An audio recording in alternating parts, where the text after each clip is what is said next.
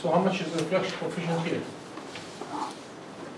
Gamma input is going to be Z input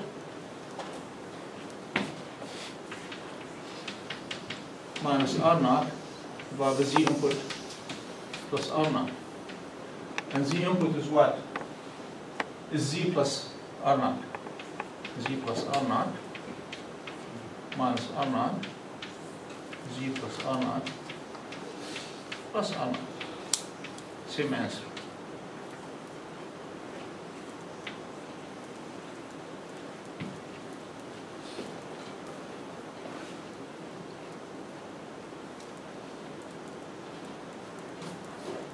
More methods. Get the impedance parameters and use the table of conversion that you have in Posar. You have this table in Posar that allows you to convert any matrix parameters into another one. Y to Z or Z to ABCD or back to S or what have you. Right? That table is there that I never used. I wouldn't say never, almost never. But you know, it's there if you want to use it. Get your impedance parameters, which will take you effort to get in the first place. So why double your effort if you can have a short way like this? To do this, obviously you need to write those equations.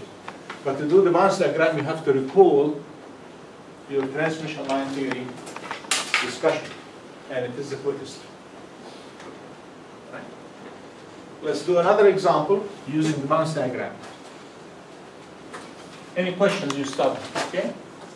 Any questions at this point?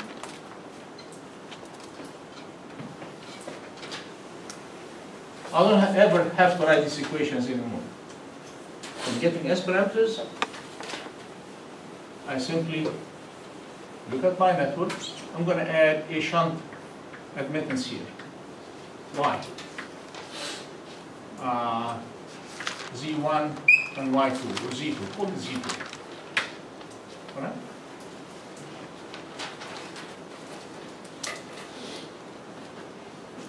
All I need to do is get gamma input. Get the S11.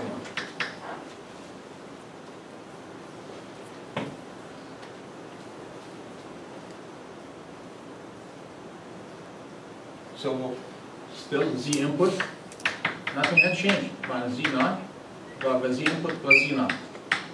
I'm calling it R naught. I better change my notation. R naught.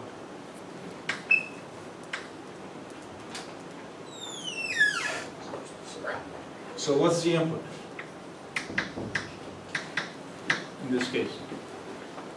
It's Z1, which in series, plus these two in parallel.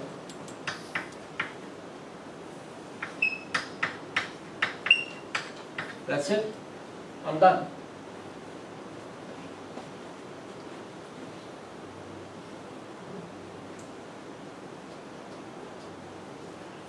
Someone will say you're claiming this is quick and easy. That's fine, but what about S21 and S12? Are they that easy? Well, they take a little bit more. But you can do S22 the same way. If I do S22, how do I do S22 before I get to S12 and S21? You do the same thing from the other side. You take the R naught from here, and you hook it here.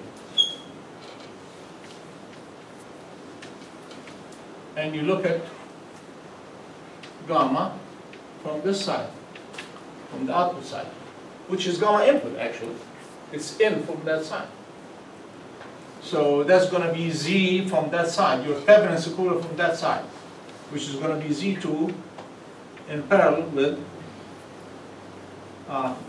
let's call this D from the output side. Z2 in parallel with Z1 plus R naught. And again, your S22 will be Z out minus Z naught or R naught divided by the sum.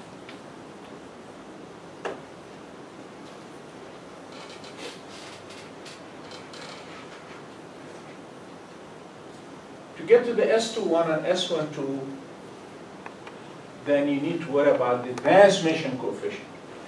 Remember when we did bounce diagram, we said we have a reflection signal, we have a transmission signal. Right?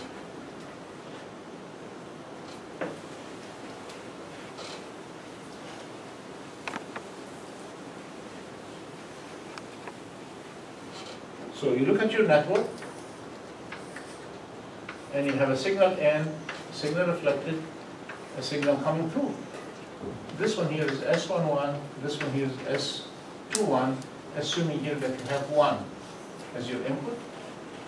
You put A1 is equal to 1. These right away are S11 and S21. But obviously this has to be connected into R0. And you do your network the opposite way to get to the other side. Again, connect that to R0 here. And you do S22, you end with 1 here, you get back S22, and what comes out here is S12 into R0. So you need to do the full bounce diagram now, not just the reflection. And do the transmission part as your S21 or S12. How do you do your bounce diagram here? With transmission lines, we've seen it, right? You do the frequency main bounce diagram, and you have your signal going out, and your signal coming back in. How do you do your bounce diagram here?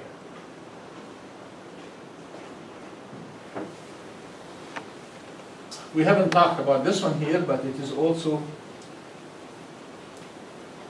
a build or a continuation discussion that we had before. Let's take this particular network.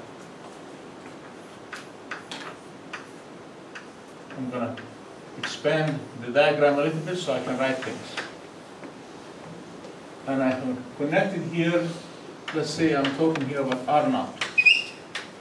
That's Z2, Z1.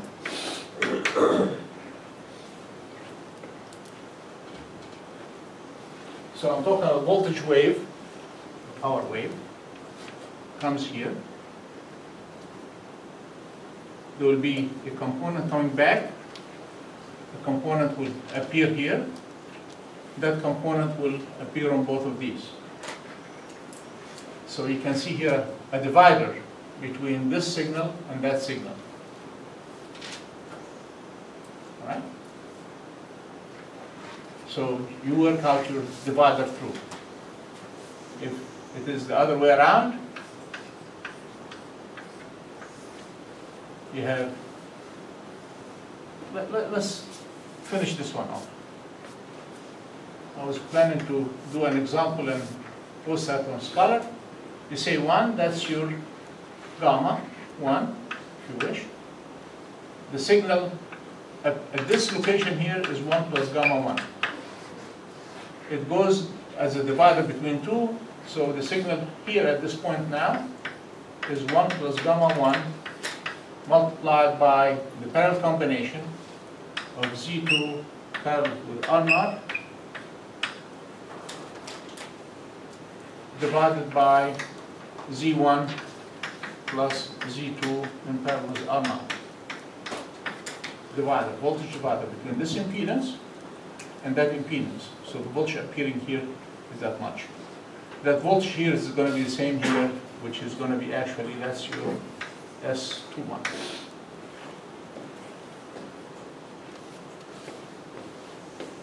So it's 1 plus S11, which we already derived, times this divider here.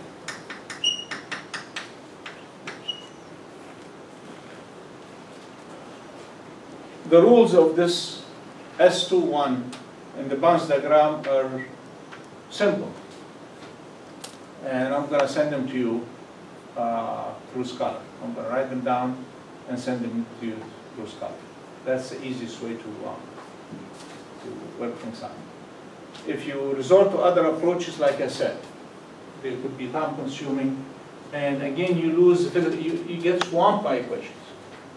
And we don't want that. We want to stay on top, looking at things, appreciating what's going on, the fact that there are reflections and how things progress through the network is very important to maintain that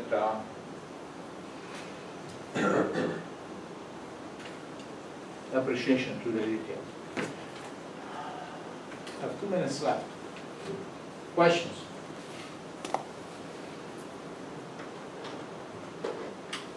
Okay. In the 2 minutes, I'm going to remind you with signal flow graph rules, because we're going to use them next time.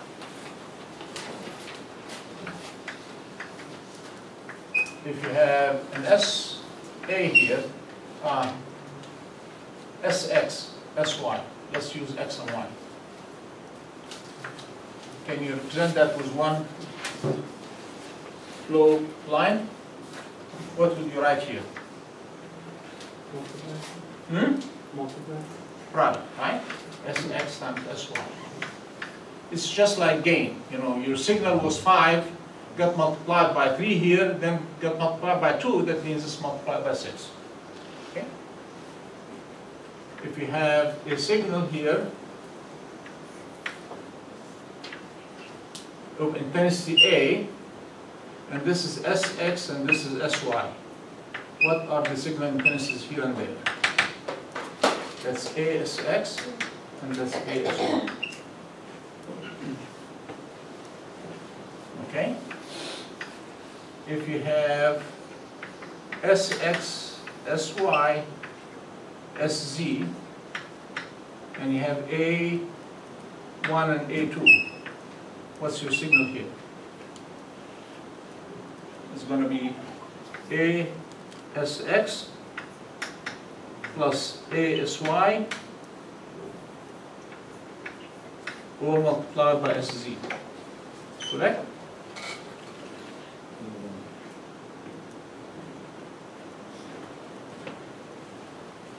If you have a signal like that,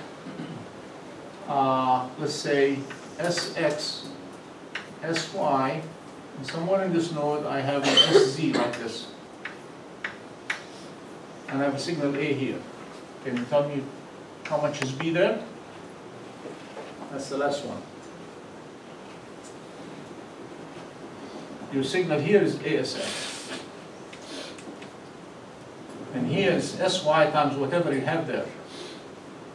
So your B is equal to SY times whatever you have here, which is ASX,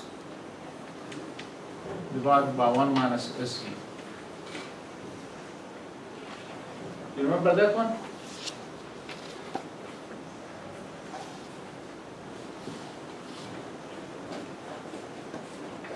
Now, that's where we'll start next time. If you guys not exactly.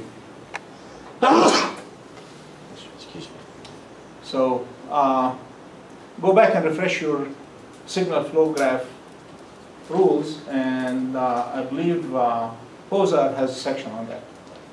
Okay? Will this be on the exam? Absolutely. That's an easy one. You wish it would be on the exam. I mean all of today's lecture. Yeah, I think so. I think so. I was planning to do that either if it was Friday or Monday, Okay. because that's simple stuff, you know.